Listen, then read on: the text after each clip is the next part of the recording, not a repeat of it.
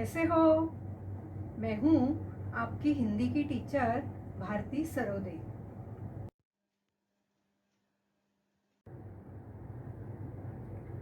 नमस्ते बच्चों। कोविड-19 के इस मुश्किल दौर ने हमें अपने घरों में रहकर अपना कार्य करने के लिए मजबूर कर दिया है, लेकिन बृहन्मुंबई महानगर पालिका ने आपके लिए इस चैनल के द्वारा पढ़ने का अवसर दिया है। इस चैनल द्वारा आपके लिए वीडियो बनाए जाते हैं जिसमें आपका पाठ, उसका शीर्षक तथा उसके नीचे दिए गए स्वाध्याय सभी दिखाई देंगे, जो आप घर बैठकर ही अपना अध्ययन पूरा कर सकोगे। तो चलिए आज हम एक नए पाठ की ओर जाते हैं। बृहन्मुंबई महानगरपालिका शिक्षण विभाग वर्चुअल ट्रेनिंग सेंटर द्वारा मैं भारती सरोदे आपका स्वागत करती हूँ। नमस्ते बच्चों, आज हम हिंदी सुलभ भारती 7वीं कक्षा का अभ्यास करेंगे। इसके पहले के वीडियो में हमने देहात और शहर इसका भाग पहला पढ़ा है, जिसमें देहात शहर को पत्र लिखकर अपनी समस्याएं बता रहा है। आज के वीडियो में हम शहर ने देहात को जो पत्र लिखा है वह पढ़ेंगे। दिनांक 15 अगस्त 2017। प्रिय मित्र देहात, नमस्कार। आज स्वतंत्रता दिवस है। इस उपलक्ष्य में हार्दिक बधाई। पत्र मिला, तुम्हारी प्रगति के बारे में जानकर खुशी हुई। मित्र, परिवर्तन सृष्टि का नियम है। भला तुम्हारी स्थिति क्यों न बदलती? धीरे धीरे और भी विकास होगा। धीरे धीरे रे मना, धीरे सब कुछ होए। माली सींचे 100 घड़ा, ऋतु आए फल होए।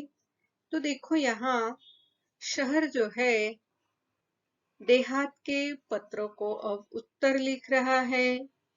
पत्र जिस दिन लिखा जा रहा है वह दिन 15 अगस्त का है, मतलब उस दिन स्वतंत्रता दिवस है। तो इस उपलक्ष्य में हार्दिक बधाई। उपलक्ष्य इसका मतलब है अवसर या मौका। स्वतंत्रता दिवस के अवसर पर हार्दिक बधाई शहर देहात को दे रहा है। अब यहाँ देहात का जो पत्र मिला था शहर को, तो उस पत्र द्वारा प्रगति भी समझ में आई और क्या दुख है देहात का यह भी समझ में आया था। तो शहर उसे समझा रहा है। मित्र, परिवर्तन सृष्टि का नियम है। परिवर्तन इसका मतलब है बदलाव। हमेशा बदलाव होता रहता है। तो धीरे धीरे और भी विकास होगा, यह ढाढ़स शहर देहात को बधा रहा है। वह क्या कहता है?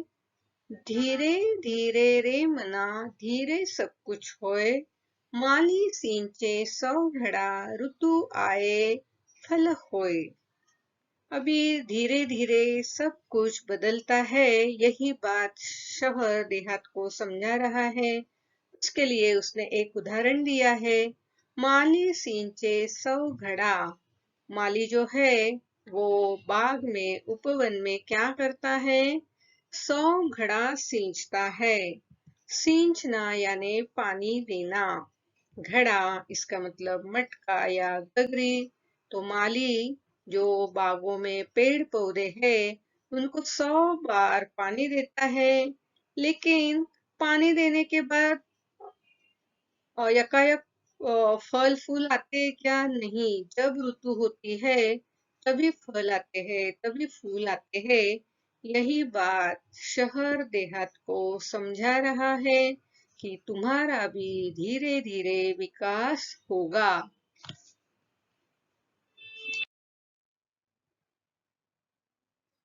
माना कि कुछ परेशानियां हैं, वहां के परिवार तेजी से मेरे यहाँ आ रहे हैं, परंतु यहाँ आकर भी सब कहाँ सुखी हैं। चिराग तले अंधेरा है। जिन बस्तियों में, जिन हालातों में वे रहते हैं, तुम सुनोगे तो और बेचैन और व्यथित हो जाओगे।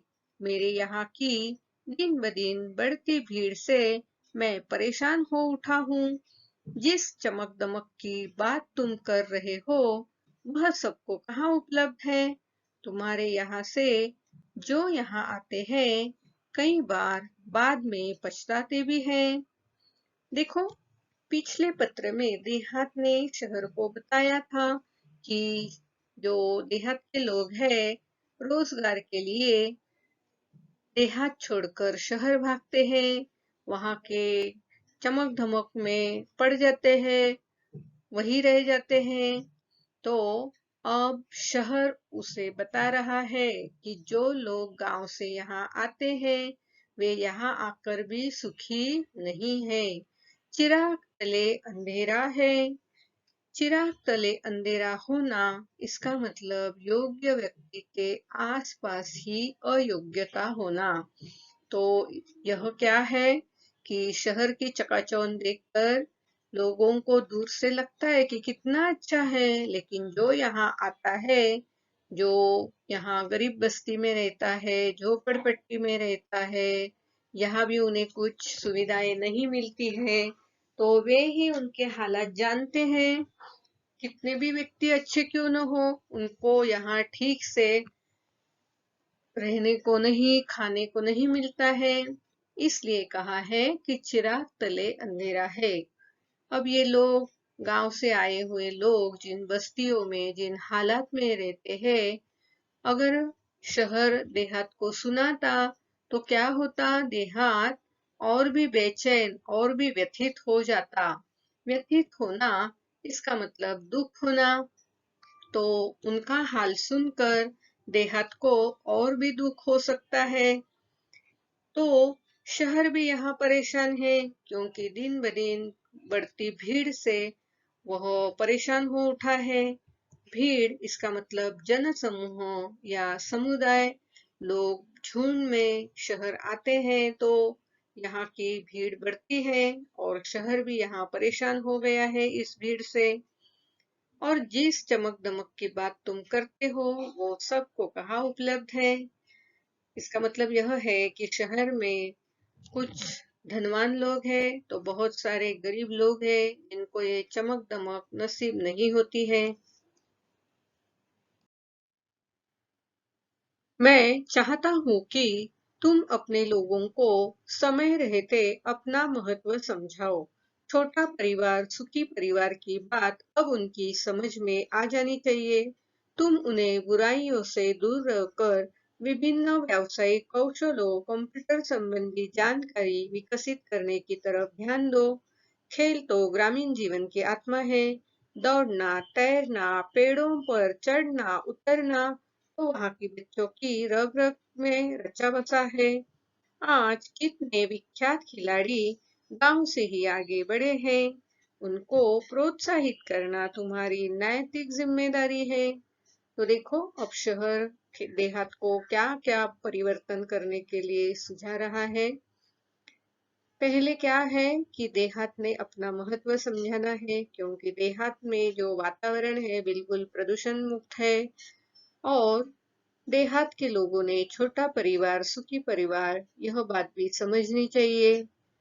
साथ ही देहात के सामने जो बुराइयां हैं, गुटबाजी है या अशिक्षित है, तो ये सारी बुराइयों को दूर रखकर उनको विभिन्न व्यावसायिक कौशलों, विभिन्न, इसका मतलब अलग अलग व्यावसायिक कौशलों के बारे में और कंप्यूटर संबंधी जानकारी विकसित करने की तरफ ध्यान देना चाहिए। खेल तो ग्रामीण जीवन की आत्मा है।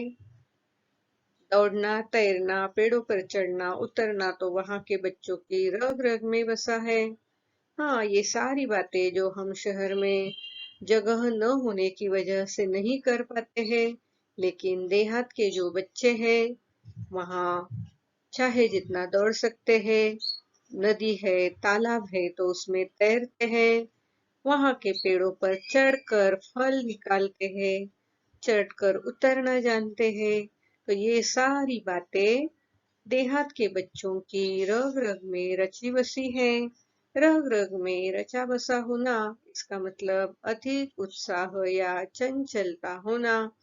तो यहाँ ये जो बच्चे हैं, इनमें ये सारी बातें होती है। आज कितने विख्यात खिलाड़ी गांव से ही आगे बढ़े हैं। आज जो भी खिलाड़ी है, जिनका नाम हुआ है, जो आगे बढ़े हैं, विख्यात हुए, प्रसिद्ध हुए हैं, वे कहाँ से आए हैं? इस तरह देहात से ही वे आए हैं। उनको प्रोत्साहित करना तुम्हारी नैतिक जिम्मेदारी है। किन्हें प्रोत्साहित करना है? ऐसे बच्चों को जो खेल में अच्छे हैं, उनको प्रोत्साहित करना नैतिक जिम्मेदारी है देहात की। नैतिक यानी नीति के अनुसार। ये जिम्मेदारी किसकी है? देहात की है, ऐसे शहर उसे कह रहा है।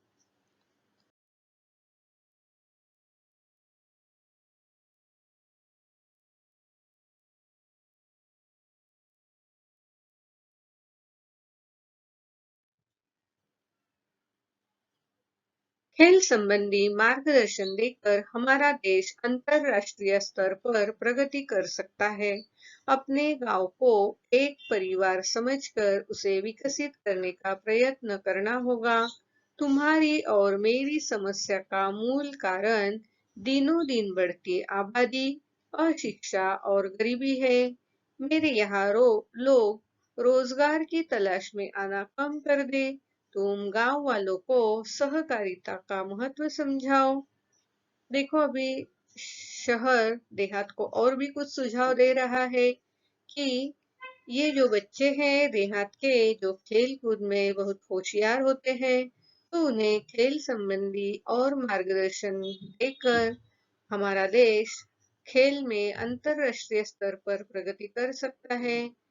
उसी तरह गांव को एक परिवार समझकर उसे विकसित करने का प्रयत्न करना होगा। तो इस तरह और भी कुछ सुझाव दे रहा है। तो अब जो देहात है या शहर है, दोनों के सामने जो समस्याएं है, उसके मूल कारण बढ़ती हुई आबादी है। आबादी, इसका मतलब है जनसंख्या, लोक संख्या। दिन ब दिन जो लोक संख्या बढ़ रही है, जनसंख्या बढ़ रही है, उसके कारण समस्याएं भी बढ़ रही है। अशिक्षा, पढ़ा लिखा न होना, तो इसके कारण भी बहुत सारी परेशानियां होती है, बहुत सारी समस्याएं आ जाती है। और है गरीबी। तो ये सारी समस्याएं जो है, ये आबादी के कारण दिन ब दिन बढ़ रही है। मेरे यहाँ लोग रोजगार की तलाश में आना कम कर दे। जो देहात के लोग हैं, शहर में रोजगार की तलाश में जाते हैं, उन्हें कम करना चाहिए, ऐसे शहर बता रहा है। तुम गांव वालों को सहकारिता का महत्व समझाओ। सहकारिता, इसका मतलब है एक दूसरे की सहायता करना। तो गांव के लोग आपस में ही मिलजुल कर एक दूसरे की सहायता करने लगेंगे, तो उनके जो व्यवसाय है वो बढ़ जाएंगे और उन्हें फिर शहर की तरफ जाना नहीं पड़ेगा। देखो बच्चों, पुराने जमाने में गांव में ही सब चीजें मिल जाया करती थी। 12 बलूतेदार, इस तरह उन लोगों को कहा जाता था। तो कोई चप्पल बनाता, कोई मटका बनाता, कोई कपड़े सिलाता। तो सारी जो जरूरतें हैं, वो गांव के लोग ही एक दूसरे की पूरी करते थे। अब भी इसी तरह अगर गांव में सहकारिता हो, तो बड़े बड़े कारखाने या व्यवसाय या गृह उद्योग भी सहकारिता के द्वारा चल सकते हैं। सहकारिता पर आधारित छोटे छोटे व्यवसाय तुम अपने यहाँ शुरू करवाओ, ताकि कृषि आधारित अनेक लघु उद्योग, फलोत्पादन, औषधीय वनस्पतियों की खेती, पशुपालन जैसे अनेक व्यवसाय शुरू किए जा सकते हैं। अरे देहात भाई, कितने भाग्यशाली हो कि तुम प्रदूषण मुक्त वातावरण में रहते हो।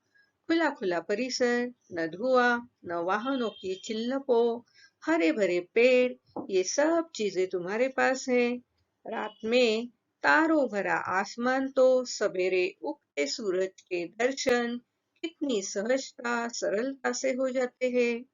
देखो, अब यहाँ शहर देहात को यह बता रहा है कि तुम्हारे यहाँ कौन सी अच्छी बातें हैं। साथ ही साथ सहकारिता पर आधारित क्या क्या व्यवसाय यहाँ हो सकते हैं। तो सहकारिता पर आधारित छोटे छोटे व्यवसाय, जो कृषि आधारित अनेक लघु उद्योग, कृषि यानी खेती, लघु उद्योग यानी छोटे उद्योग, तो कृषि उत्पादों पर आधारित लघु उद्योग भी यहाँ हो सकते हैं। उसी तरह फलोत्पादन, अलग अलग तरह के फल और वह आगे बेचना, उस पर कुछ विधि करना, कृतियां करना, औषधि वनस्पतियों की खेती जिसे आजकल बहुत मांग है, और इस तरह के जो छोटे छोटे लघु उद्योग है वह देहात में शुरू किए जा सकते हैं। अरे देहात भाई, देहात यानी ग्राम या गांव, तो यह क्या कह रहा है कि तुम कितने भाग्यशाली हो। तुम प्रदूषण रहित वातावरण में रहते हो। खुला खुला परिसर, न धुआं, न वाहनों की चिल्लपों यानी शोर, वाहनों का शोर शहर में बहुत सारा दिखाई देता है, सुनाई देता है। लेकिन देहात में इस तरह वाहनों का शोरगुल ज्यादा नहीं होता है, शांति होती है चारों ओर। रात में तारों भरा आसमान, तो सवेरे उगते सूरज के दर्शन कितनी सहजता सरलता से हो जाते हैं, जो शहर के लोगों के नसीब नहीं होते हैं। शहर में इमारतों के जंगल है, तो आकाश का दिखना ही दुर्लभ है। तो सूरज कहाँ दिखेगा, चांद कहाँ दिखेगा, लेकिन ये सब देहात में बड़ी सरलता से देखने को मिलते हैं। यही बात, अच्छी बात जो है देहात के पास, वह शहर उसे बता रहा है। हम तो इमारतों के जंगल में बदल गए हैं। खुला आसमान, बड़ा मैदान हमारे लिए कितने अनमोल एवं दुर्लभ हो गए हैं, ये तुम नहीं समझ सकते। तुम्हारे तहसील और क्षेत्र के लोगों को चाहिए कि वे अपने क्षेत्र का सर्वांगीण विकास करने के लिए अपने जनप्रतिनिधियों का सहयोग ले। अब देखो, ये जो शहर है, शहर अभी कैसे बदल गया है। वहां इमारतों का जंगल हो गया है, कंक्रीट का जंगल हो गया है। वहां खुला आसमान, बड़ा मैदान, ये बातें नहीं मिलती है। उनके लिए ये सारी बातें, शहर वासियों के लिए ये सारी बातें अनमोल एवं दुर्लभ है, क्योंकि यहाँ बहुत भीड़ है। यहाँ की जनसंख्या, यहाँ की आबादी बहुत सारी है। तो जो मकान है, इमारतें हैं, वो बिल्कुल एक से दूसरे मिली हुई होती है। न कहीं आकाश दिखाई देता है, न बड़ा मैदान दिखाई देता है। और ये सारा पाना शहरवासियों के लिए बिल्कुल अनमोल है और दुर्लभ भी है। अनमोल यानी अमूल्य या कीमती, दुर्लभ यानी कठिनता से प्राप्त होने वाला। तो यहाँ शहरवासियों को ये चीजें नहीं मिल पाती हैं। तुम्हारे तहसील और क्षेत्र के लोगों को चाहिए कि वे अपने क्षेत्र का सर्वांगीण विकास करें। अभी तुम्हारा तहसील, तहसील यानी जिले का छोटा भाग, तो तुम्हारे जिले में तुमने क्या करना चाहिए, सब मिलाकर यहाँ सर्वांगीण विकास करने के लिए जनप्रतिनिधियों का सहयोग लेना चाहिए। सर्वांगीण विकास, इसका मतलब है हर बात में विकास होना चाहिए। जनप्रतिनिधियों का सहयोग लेना, इसका मतलब सहायता लेना, मिलकर काम करना। यह बातें शहर देहात को समझा रहा है कि उसकी जो हालत है अभी, वह सुधारने के लिए इस तरह के काम देहात में भी होने चाहिए। तुम्हारे यहाँ जो बच्चे विद्यालय में पढ़ रहे हैं, यदि अभी से उन्हें सही दिशा, उचित मार्गदर्शन दिया जाए, तो भविष्य में वे ही हम सबकी व्यथा कम कर सकते हैं। वे ही हमारे आशा स्थान हैं। मुझे पूरा विश्वास है कि उन पर अवश्य ध्यान दिया जाएगा। देखो, अभी यहाँ शहर बता रहा है कि अभी जो बच्चे, स्कूली बच्चे विद्यालय में पढ़ रहे हैं, अगर उन्हें बचपन में ही सही दिशा, उचित मार्गदर्शन किया जाए, तो वे बड़े होकर, भविष्य में यानी बड़े होकर, शहर की और देहात की व्यथा कम कर सकते हैं। उचित मार्गदर्शन यानी योग्य, उपयुक्त मार्गदर्शन। व्यथा इसका मतलब परेशानी, आंतरिक क्लेश या दुख। तो शहर की जो व्यथा है, देहात की जो व्यथा है, उसे कम करे कौन कर सकता है? अभी जो स्कूली बच्चे हैं, पढ़ रहे हैं बच्चे, वही कम कर सकते हैं, क्योंकि वे भविष्य में बढ़ती जनसंख्या के दुष्परिणाम, प्रदूषण के दुष्परिणाम समझ जाएंगे और वे अच्छी तरह अपना विकास करेंगे। वे ही हमारे आशा स्थान हैं। आशा स्थान इसका मतलब जिससे उम्मीद रख सकते हैं। तो यहाँ शहर देहात को ये सारी बातें बता रहा है। कल का भविष्य अच्छा होने के लिए आज के बच्चों को उचित मार्गदर्शन करना चाहिए, यह बता रहा है। तो इस तरह यहाँ शहर देहात को बहुत सारी बातें बता चुका है। अब उसने यह पत्र पूरा किया है। वह कहता है, तुम्हारा अपना शहर। तो इस तरह शहर ने अपने पत्र में देहात में जो समस्याएं हैं, उसी तरह शहर में भी समस्याएं हैं। तो देहात में क्या करना चाहिए जिससे देहात का विकास हो, यह बातें इस पत्र के द्वारा देहात को बताई है। पत्र के दो प्रकार होते हैं, अनौपचारिक पत्र और औपचारिक पत्र। अनौपचारिक पत्र हम दोस्त, रिश्तेदार इनको लिखते हैं, कभी बधाई देते हैं, कोई संदेश देते हैं। तो इस प्रकार अनौपचारिक पत्र लिखे जाते हैं। और औपचारिक पत्र जो है, कार्यालय, संस्थाओं, प्रकाशकों, दुकानदारों आदि को लिखे जाते हैं। तो दोनों पत्रों के अब हम कुछ नमूने देखते हैं।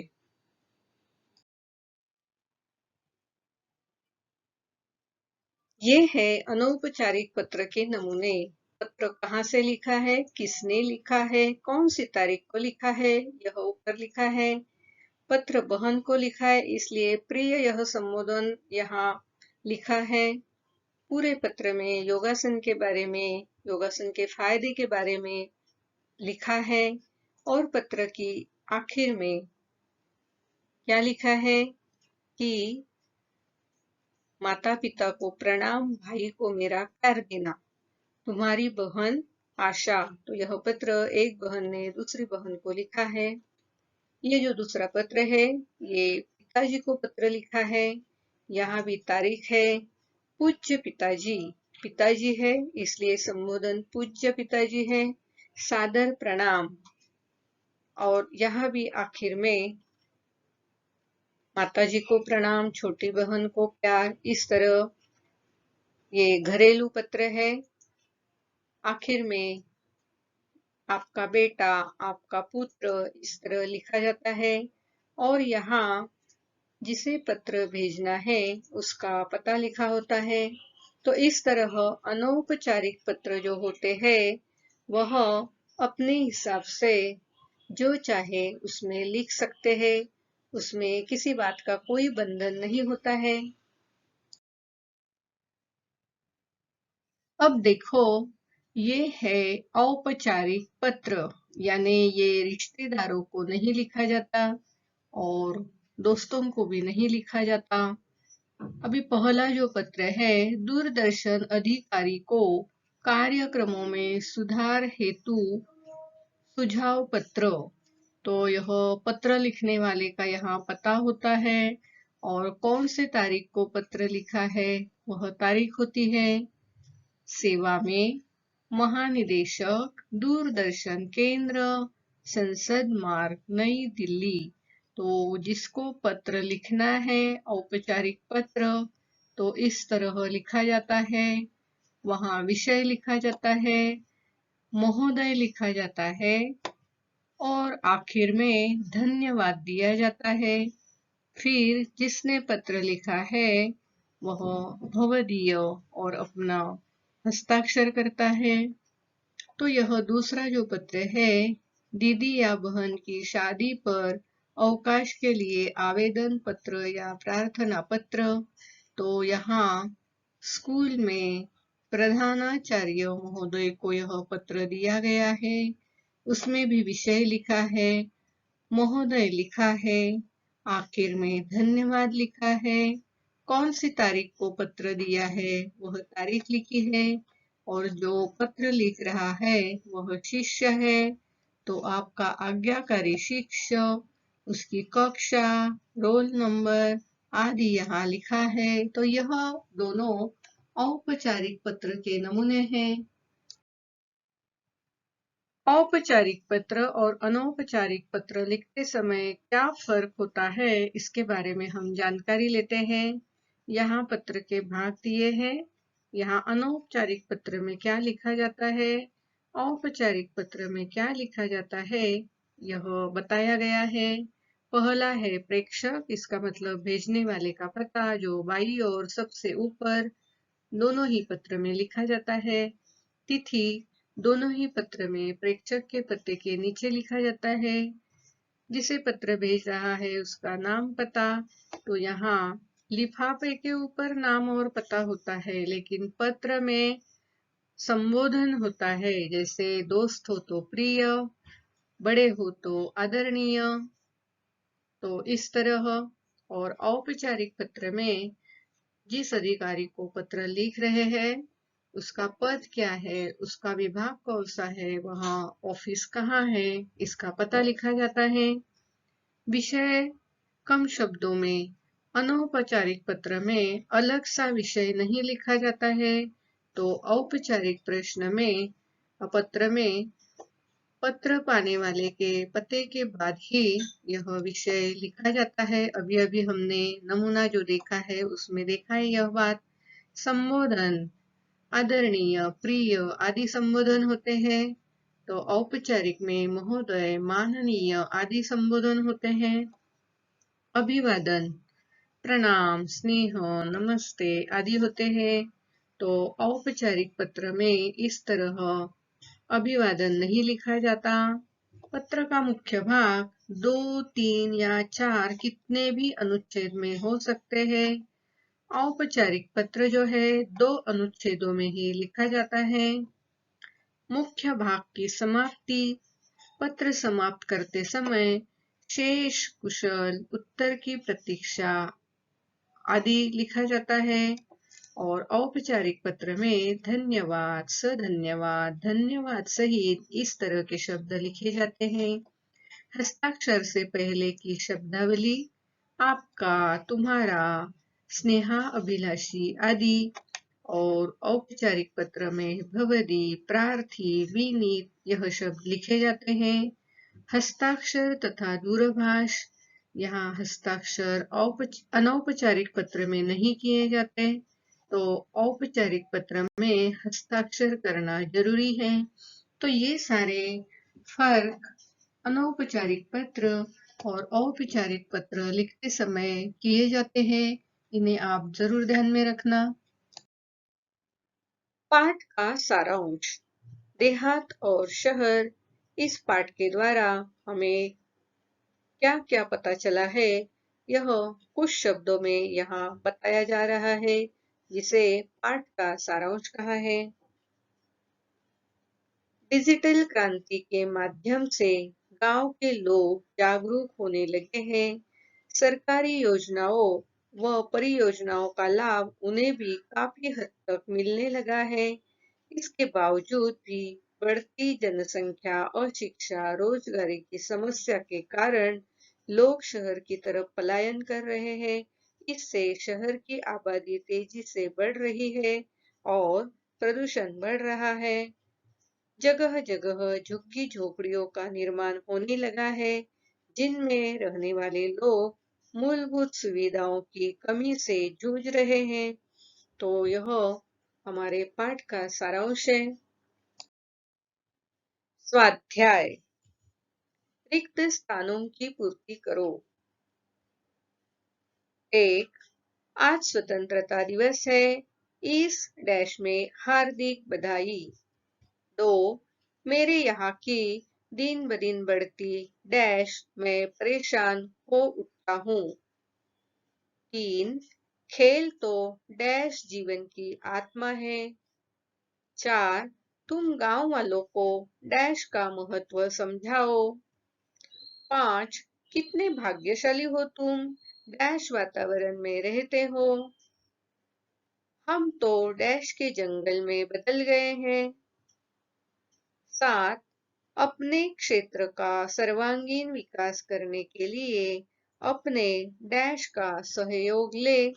तो इन रिक्त स्थानों में पाठ से ढूंढकर योग्य शब्द अब यहाँ आपको लिखना है।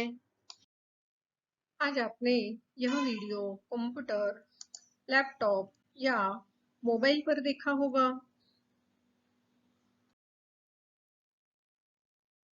वीडियो के अंत में इस तरह का एरो दिखाई देगा।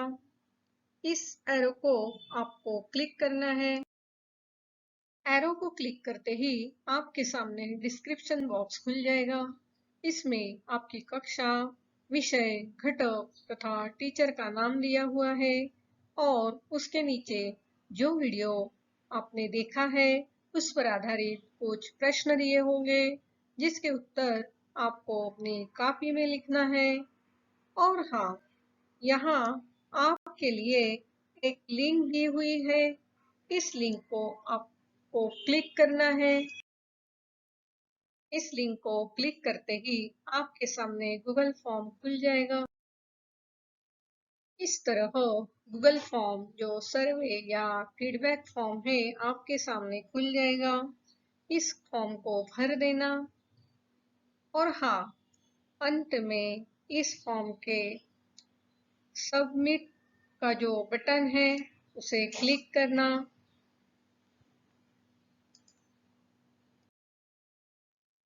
इस लिंक को क्लिक करके गूगल फॉर्म जरूर भरना। और हाँ, अगली बार वीडियो देखने के लिए छठी कक्षा का ये थंबनेल जरूर याद रखना। बच्चों, आज हमने चौथा पाठ देहात और शहर पढ़ा है।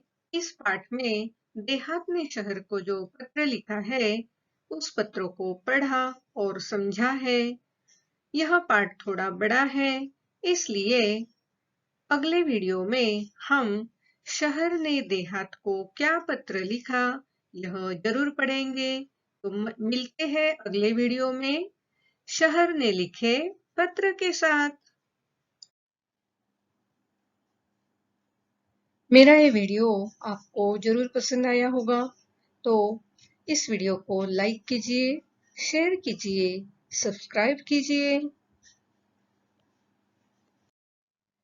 मेरा ये वीडियो ध्यान से देखने के लिए आप सभी को बहुत बहुत धन्यवाद।